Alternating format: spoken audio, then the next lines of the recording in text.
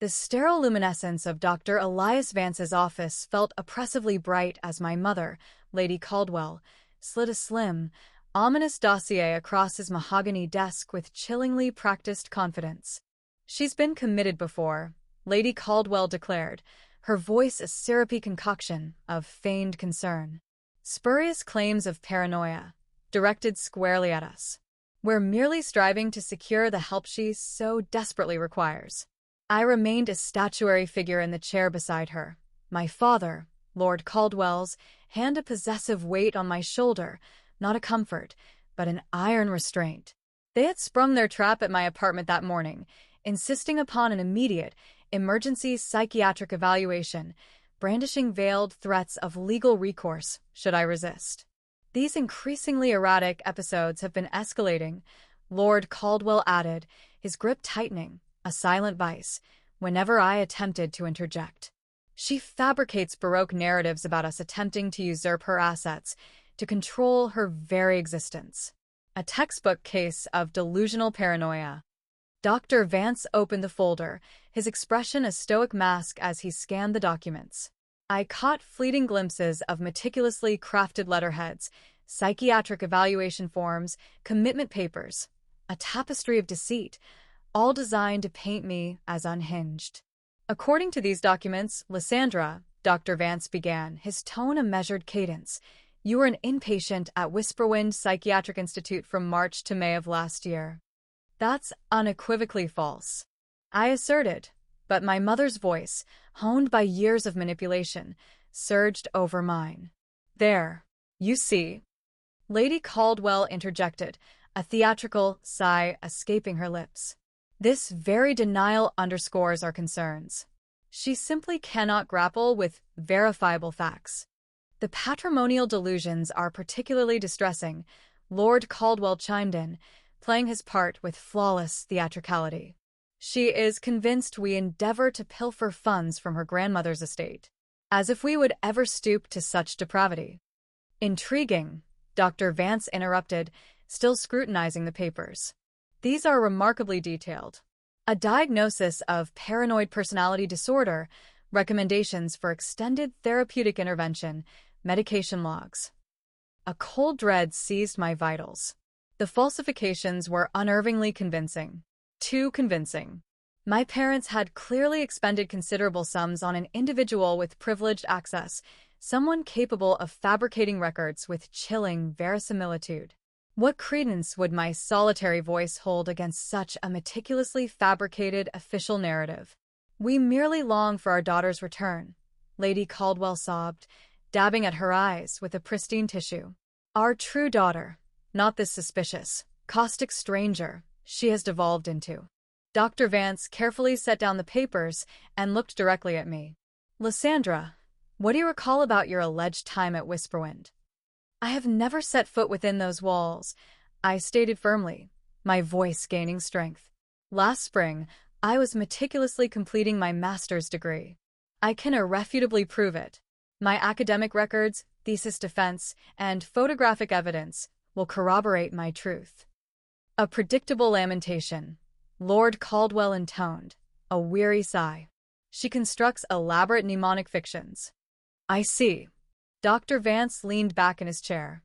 "Lady Caldwell, Lord Caldwell, these records indicate that Dr. Eleanor Maeve was Lysandra's primary psychiatrist at Whisperwind. Do you recall her?" My mother nodded quickly, almost too quickly. "Yes, of course. A truly lovely woman, exceptionally thorough." "And the treating physician was, let me see." Dr. Vance consulted the papers once more. "Dr. Elias Vance." "Intriguing," he mused, a subtle shift in his demeanor. "Indeed." Lord Caldwell's voice cracked, a tremor betraying his composure. Dr. Vance's lips curved into a smile devoid of warmth, a predatory glint entering his eyes. "Exceedingly so, for I am Dr. Elias Vance, and I can state with absolute certainty that I have never treated your daughter at Whisperwind Psychiatric Institute." The air congealed into a suffocating silence. "Tch, there must be some mistake," Lady Caldwell stammered, her theatrical mask beginning to crack. "An unfortunate clerical error?" "Another Dr. Vance, perhaps," within the Institute's employ? No mistake, Dr. Vance continued calmly, his voice now steel. I was the sole Dr. Elias Vance at Whisperwind during that period. More importantly, I have unimpeded access to all patient records from my tenure there. Your daughter was never a patient. He pulled out his phone. Security to consultation room 314. We have a serious matter involving fraudulent medical documents. Wait. Lord Caldwell surged to his feet. This is a profound misunderstanding. Sit down, Mr. Caldwell. Dr. Vance's voice was a cold command. The fabrication of medical records constitutes a grave federal offense. Using fraudulent psychiatric documents to orchestrate an involuntary commitment is not merely an ethical breach. It is a confluence of conspiracy, monumental fraud, and attempted false imprisonment. Lady Caldwell's carefully constructed facade finally crumbled. You don't comprehend, she shrieked, all pretense of concern vanishing. She has just come into an inheritance of $2 million from her grandmother. She is utterly incapable of managing such a fortune. Dr. Vance nodded slowly, a grim satisfaction settling on his features. And there, finally, is the true impetus. I found my voice, a torrent of long-suppressed rage. Grandma bequeathed me everything, because she knew precisely what they were. She witnessed their insidious machinations, their every cruel slight against me. Ungrateful wretch! Lady Caldwell snarled, her face contorted with unbridled fury. We raised you. That money should, by all rights, be ours. Continue, please, Dr. Vance interjected, his voice placid yet resolute. Every word is being meticulously recorded for impending legal proceedings. 2 security guards entered, followed by a woman in a severe business suit who introduced herself as Ms. Valerius, the hospital's legal counsel. The Federal Bureau of Investigation has already been apprised, Ms. Valerius announced, her voice crisp with authority. They have expressed profound interest in this particular nexus of interstate healthcare fraud. Lord Caldwell made one last, desperate attempt at manipulation. Lysandra, sweetheart, tell them this is merely a misunderstanding. We are family. True family does not orchestrate a clandestine attempt to strip one of their liberty and seize their rightful inheritance. I retorted, my voice unwavering. Dr. Vance turned to me, his gaze empathetic. Lysandra, I need to ask, are you safe? Do you have somewhere secure to reside? Yes, I replied, a wave of relief washing over me. My own apartment. They no longer possess keys. Good. I'm recommending a permanent restraining order immediately. Ms. Valerius here will assist you with the necessary paperwork. As security began escorting my parents out, Lady Caldwell twisted back, her eyes blazing with impotent malice. You will rue this day. No one will lend credence to your fantastical claims over our impeccable reputation as respectable citizens. The FBI, unfortunately for you, tends to weigh irrefutable evidence far more heavily than fabricated social standing, Ms. Valerius retorted dryly. And forged federal documents are, quite simply, excellent evidence. After they were gone, Dr. Vance sat with me as I finally began to tremble, a delayed, visceral reaction. How did you truly discern the deception? I managed, my voice still thready. You weren't truly affiliated with Whisperwind during that period, were you? He smiled then, a genuine, comforting smile. I was. But what tipped me off wasn't just the forgery. It was you, Lysandra. When someone's been institutionalized, especially involuntarily, they exhibit certain characteristic behaviors, hypervigilance towards medical personnel, specific patterns of verbal expression, and characteristic physiological responses to clinical environments. You exhibited none of these telltale markers. Plus, he pulled up something on his computer. I always check our comprehensive interinstitutional patient database. You've never been a psychiatric patient anywhere.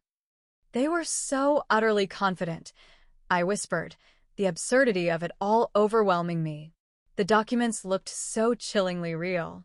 They likely paid someone a substantial sum for those forgeries, which only serves to compound the gravity of their offense, Dr. Vance stated. This was clearly a meticulously orchestrated and profoundly malicious scheme. Ms. Valerius returned with a stack of forms. The FBI wishes to meet with you tomorrow. Can you provide any documentation regarding your inheritance? Any previous threats or suspicious behavior from your parents? I almost laughed, a hollow, bitter sound. I possess a veritable archive, 3 years' worth of incriminating emails, texts, and voicemails. My shrewd grandmother, anticipating their treachery, meticulously assisted me in documenting every insidious act before her passing. She warned me they would attempt something precisely like this. A truly brilliant woman, Dr. Vance observed. She protected you even from beyond the grave. The ensuing year became a maelstrom of legal intricacies.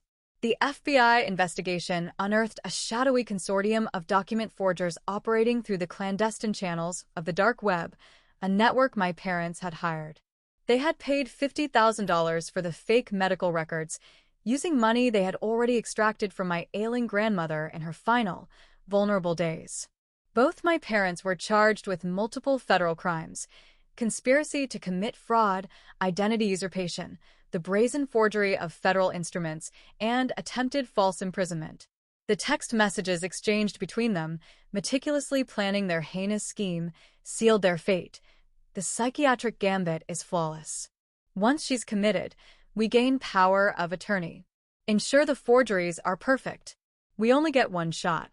This $2 million windfall will rectify all our financial woes. She is, after all, eternally indebted to us. Each received a formidable 5-year sentence in a federal penitentiary. The real Dr. Eleanor Maeve from Whisperwind testified at the trial. She was profoundly distressed that her professional integrity had been so brazenly compromised by the falsification of her signature, and graciously offered to provide genuine therapy to help me process the profound trauma. I accepted. During one session, she posed a truly profound question. How does it resonate, Lysandra, to fully comprehend that your parents perceived you not as their cherished offspring, but merely as an inconvenient obstruction to their avarice? Utterly emancipating, I answered honestly, because now I can cease striving to earn a love that was never truly there. My grandmother's inheritance did more than merely render me financially secure. It unveiled the stark, unvarnished truth about the genetic ties I once held sacred. She had known, with chilling prescience, that they would inevitably pursue the money, which is precisely why she had insisted upon ironclad legal protections and had meticulously aided me in documenting their every predatory behavior. In her final letter to me, delivered by her lawyer after the will reading, she wrote, "My dearest Lysandra, they will undoubtedly attempt to paint you as deranged, unstable, utterly incapable. This is their insidious pattern. I have witnessed them inflict this very psychological torture upon others who dared to obstruct their path. Document every subtle nuance, every overt transgression. Place your trust in none but verified, unimpeachable professionals. And recall, my dearest Lysandra, that retaining your sanity amidst an ocean of madness is the most profound act of rebellion. All my love, Grandma." Dr. Vance became an unexpected, steadfast ally throughout everything.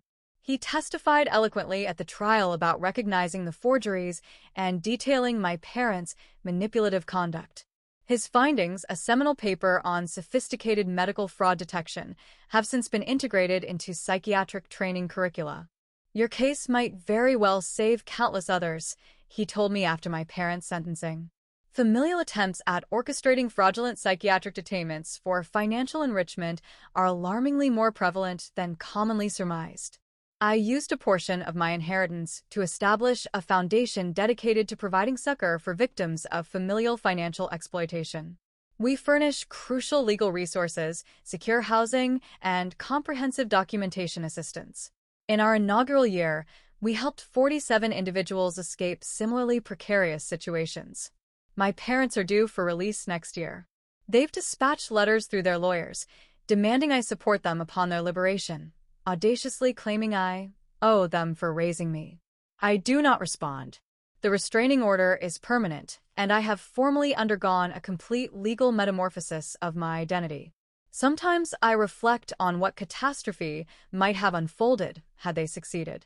If Dr. Vance had been a different physician, one who neglected meticulous verification, one who blindly credited official-looking papers over the desperate protests of a frightened young woman, I could have languished for months, perhaps years, fighting to substantiate my sanity from within the confines of an institution while they systematically siphoned away my entire inheritance. Instead, their insatiable greed, ultimately, was their undoing. They constructed such an elaborate edifice of deceit that when it inevitably collapsed, it obliterated their entire lives with it. The last time I saw them was at their sentencing. My mother screamed that I was an ungrateful daughter who had shattered the very foundations of our familial unit. My father merely stared at me with cold, unfathomable hatred. "I'm not the one who destroyed our family," I told them, my voice calm, resolute. "You did that the moment you appraised me not as your flesh and blood, but as a mere fiscal commodity." Now, I live peacefully with the profound knowledge that my grandmother's final gift wasn't just financial security. It was emancipation from the very individuals who, by all convention, should have offered unconditional affection, but who only ever saw dollar signs.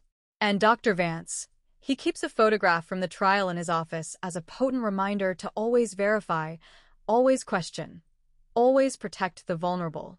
Under it a simple, profound caption: "Trust, yet always verify." For a human life, or perhaps their very sanity, may hang in the balance.